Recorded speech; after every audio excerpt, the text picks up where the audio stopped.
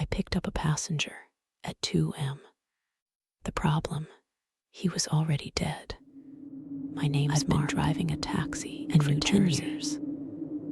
Most nights are dull drunks, couples, and late shift workers just trying to get home. But this night, I swear, it changed me forever. Before I dive in, if you're into true horror and chilling real-life encounters, don't forget to subscribe and share this story. It keeps me telling more. All right, let me take you back to that night. It was a cold Friday. I remember the clock on my dashboard glowing to 03 a.m. The streets empty, except for the occasional flicker of a dying streetlight. I pulled over by the bus station, the usual spot where I sometimes catch late fares. That's when I saw him, a man in a gray suit, standing alone under the weak glow of the lamp. His head was tilted down, his hands shoved deep in his pockets. At first glance, he looked like any tired businessman. He didn't wave, he didn't move. But when I slowed down, he opened the back door and slid in. No hello, no small talk, just one flat sentence. "Take me home." His voice was low, rough, like he hadn't used it in years. I asked for his address. He gave me one, but it didn't sound familiar. Out by the old industrial district, the part of town nobody lives in anymore.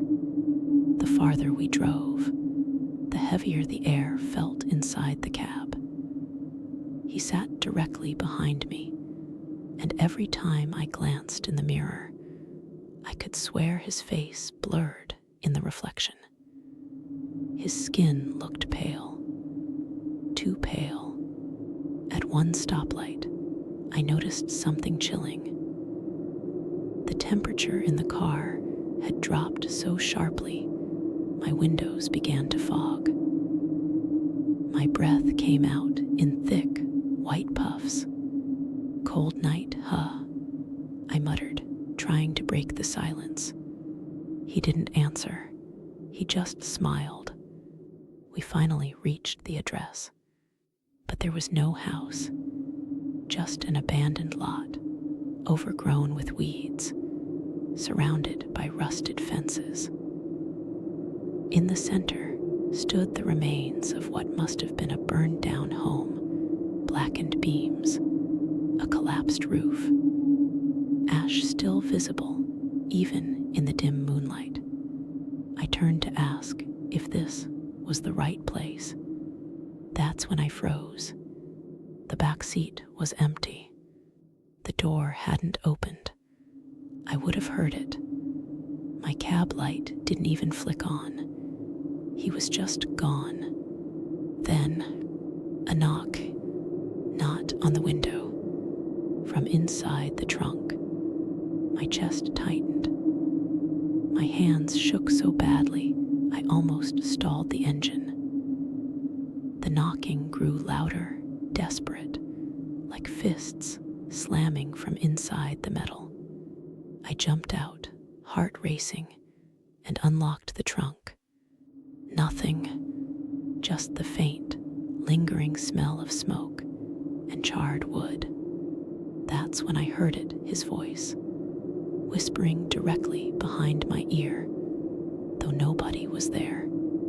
"Drive me home." I peeled out of that lot so fast, I nearly tore my bumper off. Didn't stop driving until I hit the highway back toward town. When I finally pulled over under a gas station's bright lights, the back seat was perfectly clean. No fog, no cold air, no sign anyone had ever been there. Later, I looked up the address he gave me. Turns out, A house had once stood there. It burned down in 1989. The man who lived there, gray suit, mid-40s, died in the fire. I didn't sleep for 2 nights after that. Even now, when I'm driving late at night and catch someone in my rearview mirror, I have to blink twice just to make sure they're real. And last night, I saw him again, standing under another flickering streetlight. This time, he was smiling right at me. He was there again. Same gray suit, same pale face. Only this time, he wasn't waiting under the streetlight. He was already inside my cab. When my eyes flicked to the rearview mirror, my stomach dropped. I hadn't heard the door open. I hadn't felt the weight shift. But there he was, sitting in the back seat like he'd never left. His hands folded neatly, his dead smile locked on me. "Drive," he whispered. My chest tightened. I wanted to slam the brakes, to throw the door open and run, but my body didn't move. It was like something invisible pinned me to the seat. Where my voice cracked, his smile widened. "Home." I pulled away from the curb, heart hammering. The streets were silent, the kind of 2 a.m. emptiness that makes every turn feel wrong. I tried to calm myself by focusing on the road, but the mirror kept pulling my eyes back. This time, his reflection was clearer. His face wasn't blurred like before, it was burned. His skin bubbled, blackened, peeling in places like paper caught in fire. And yet, his clothes were pristine, untouched by ash. I couldn't take it anymore. "What do you want from me?" I shouted. For the first time, his head tilted, sharp, unnatural, like a broken doll. "I want you to remember," he said. Remember, the word gnawed at me. I'd never seen him before that first night. At least, I thought I hadn't. We kept driving deeper into the outskirts of town, past the boarded-up factories and silent warehouses. My headlights barely touched the cracked road. I gripped the wheel so tight my knuckles went white.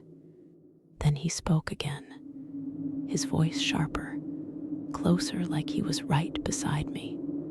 "You picked me up before, years ago. You left me there." My blood ran cold.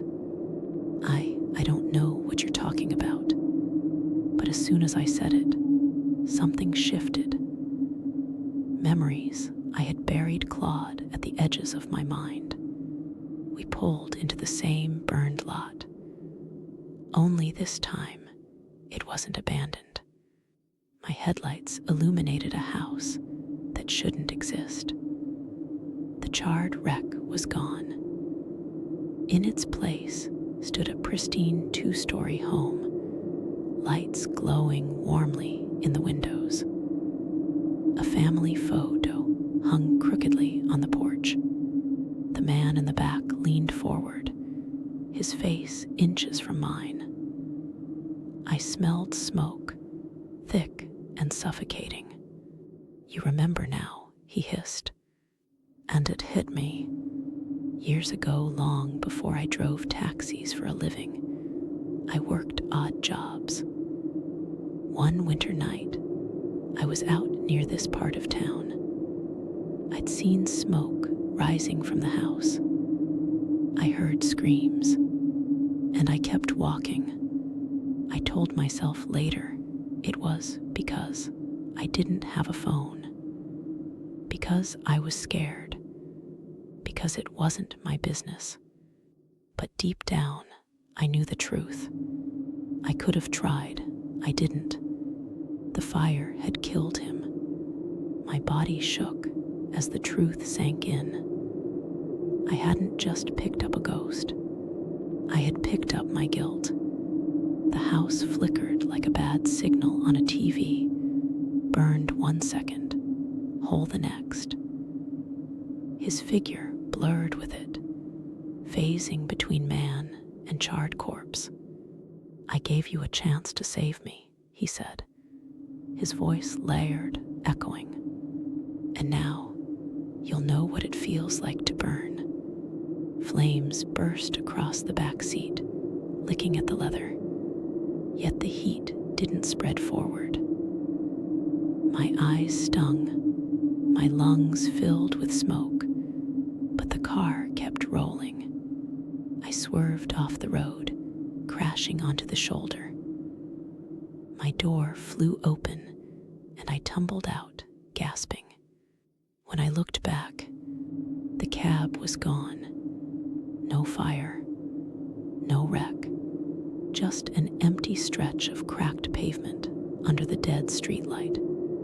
I stumbled into the night, half delirious. My phone buzzed in my pocket, startling me. When I pulled it out, my heart nearly stopped. The screen was lit with a notification. New ride request, 2:00 a.m. pickup. The address, the burned lot. My hand shook as I swiped it away, but another came through. Then another, each one identical, over and over. 2:00 a.m. Burned lot, drive me home. I dropped the phone on the pavement and stomped it until the glass cracked. The requests kept coming, lighting up the shattered screen like a heartbeat, and then faint but unmistakable. I heard the back door of an invisible car shut. I froze. The smell of smoke returned, choking me. When I turned around, he wasn't behind me this time. He was standing at the edge of the lot, closer than before, his head tilted, his burned grin stretching wider than humanly possible. And beside him, there were more figures, at least 4. Shadows with hollow eyes, faces half burned, their silhouettes flickering like they were trapped between fire and ash. They all looked straight at me. The man in the gray suit lifted his hand and pointed, not at the house, at me. And then they all started walking forward. They were walking toward me. Not just the man in the gray suit, but 2 more. Their burned faces glowing faintly like embers in the dark. And all of them had their eyes fixed on me. My legs wouldn't move. My breath came in short, panicked gasps, steaming in the cold air. The gray-suited man raised his hand, pointing straight at me like a judge, passing a sentence. The others followed. Their mouths opened in unison, and the sound that came out wasn't human. It was the roar of fire, the crackle of wood snapping in the flames, the desperate shrieks of people burning alive. I clapped my hands over my ears, but the sound was inside my head. My vision blurred, my knees buckled. When I blinked, the burned lot wasn't empty anymore. It was on fire. The house that shouldn't exist stood whole again, but this time it was burning before my eyes. Flames tore through the roof. Smoke billowed, and through the flames, I saw shadows writhing at the windows, banging on the glass, screaming silently for me to help. The gray-suited man stepped closer, his face illuminated by the fire. The skin on his cheek bubbled and split, revealing blackened bone. "You left us," he rasped. I stumbled back, finally finding my legs. I ran. I didn't think, didn't look back. I just ran into the dark streets. But no matter where I turned, the fire followed. I'd sprint past a row of boarded warehouses, and suddenly their windows glowed orange from within, smoke curling from the roofs. And the footsteps. God, the footsteps. Not heavy, not fast, just steady, following me at the exact same pace, no matter how hard I pushed my legs. Every corner I turned, every street I crossed, the gray-suited man was there, standing under another flickering streetlight, watching me with that smile. I burst into a neighborhood I recognized, a stretch of quiet residential houses. Normal, alive. I felt a fleeting moment of relief. But then I saw them. Behind the curtains, in every lit window of those houses, burned faces stared out. Men, women, children, their skin charred, their eyes hollow, watching me. I screamed for help, pounding on a door, but no one answered. No one moved. The curtains just shifted slightly, like they were leaning closer to watch me suffer. I turned back, and they were closer. The man in the gray suit and the 4 burned figures. Only now there were more. A crowd forming at the end of the street, all burned, all silent, all walking toward me. I bolted into the woods at the edge of the neighborhood, branches whipping at my arms and face. My lungs burned, my legs screamed, but I didn't dare stop. The woods were dead silent, no insects, no wind, no rustling leaves, just my own frantic breath. Then, a child's voice, right behind me. "Why didn't you help us?" I spun, flashlight from my phone trembling in my hand. The beam landed on a small figure, no taller than a 10-year-old. Her dress was scorched black, her hair singed away, her skin blistered. She took one slow step forward. Before I could move, more figures emerged between the trees. Dozens, their faces half burned, their eyes reflecting the light like animals. Surrounding me, closing in.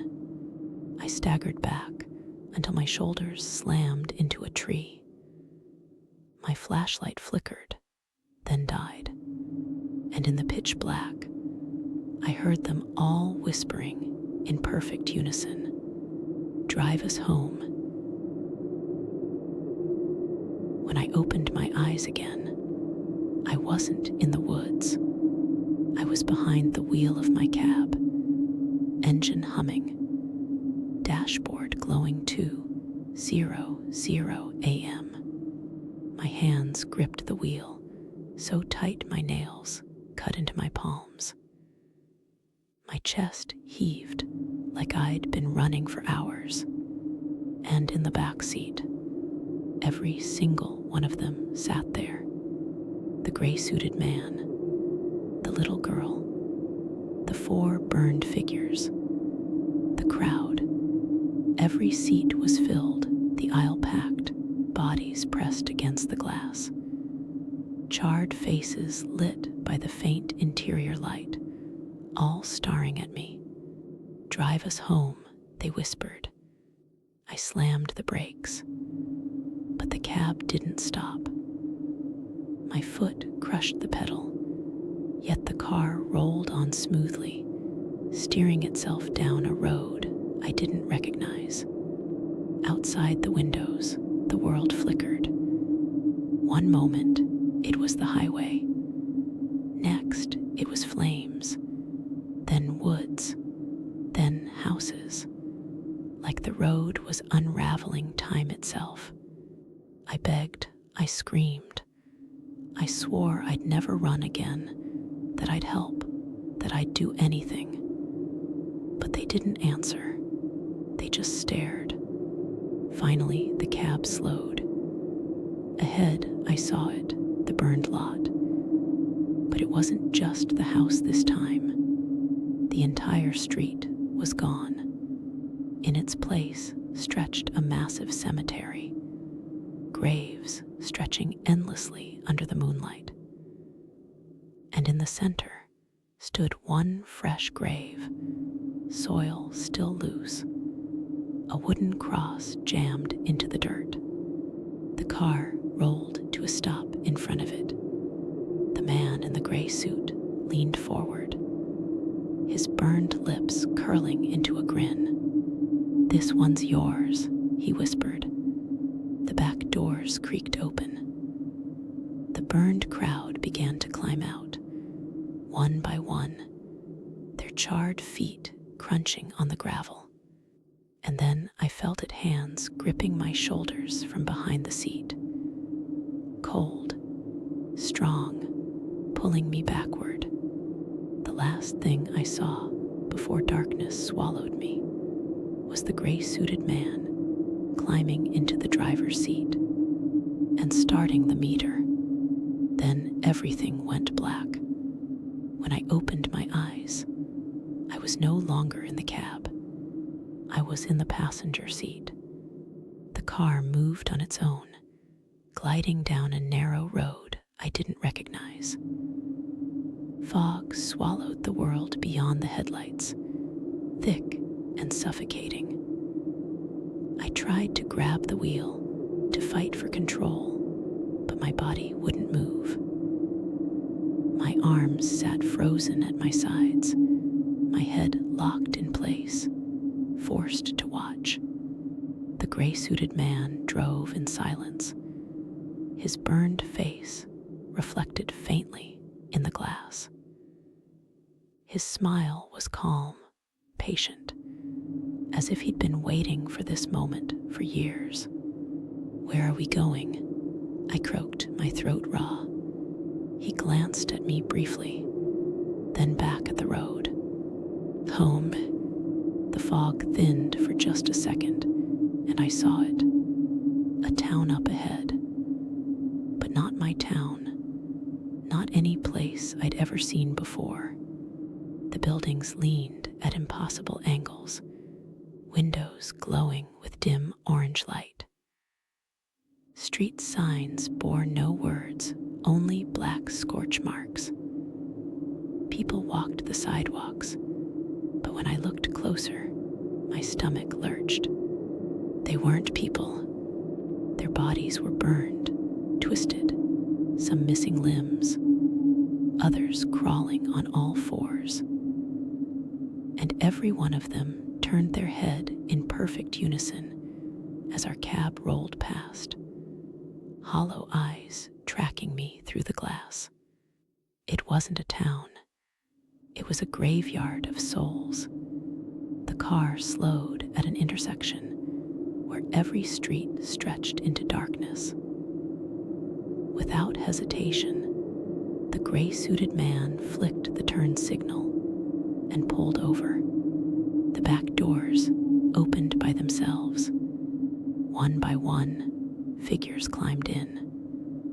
Men, women, children, all burned, all silent. Until the cab was packed so tightly, I could hear their scorched skins scraping against the leather seats. The little girl I'd seen in the woods slid into the front, beside me. She turned her head slowly, her melted face inches from mine. "Why didn't you help us?" she whispered again. My vision blurred with tears. I didn't know. I was was scared. Scared, the gray-suited man cut in, his voice like a furnace roaring. You knew, you always knew, and now you will drive. Before I could respond, my hands snapped to the wheel. My foot pressed the accelerator. I wasn't in control. My body moved like a puppet, strings yanked by unseen hands. The cab surged forward, carrying the burned passengers deeper into the town that shouldn't exist. Street after street blurred by, each one worse than the last buildings collapsing, flames rising, shadows screaming in windows. The passengers in the back began to chant, low and rhythmic, the words blending into the sound of crackling fire. Drive, drive, drive. I tried to resist, but the harder I fought, the tighter their grip grew. My chest burned. My veins felt like molten lead. It was then I realized the truth. I wasn't just driving them. They were driving me. The cab screeched to a stop in front of a house that made my blood run cold. It was my childhood home, but it wasn't how I remembered. The windows were shattered. The walls blackened. The roof sagged as if it had already been consumed by fire. No, I whispered. This isn't real. This can't be real. The gray-suited man turned to me, his charred smile wide. It's always been real. You just forgot. The passengers in the back leaned forward, their burned faces filling the space behind me. The little girl pressed her hand against the dashboard, leaving a blackened handprint that smoked. Go inside, she whispered. The doors unlocked with a click. My body obeyed before my mind could fight. I stumbled out, my legs carrying me toward the front door. Every instinct screamed at me to stop, to run, but something stronger dragged me forward. The moment I crossed the threshold, the air changed.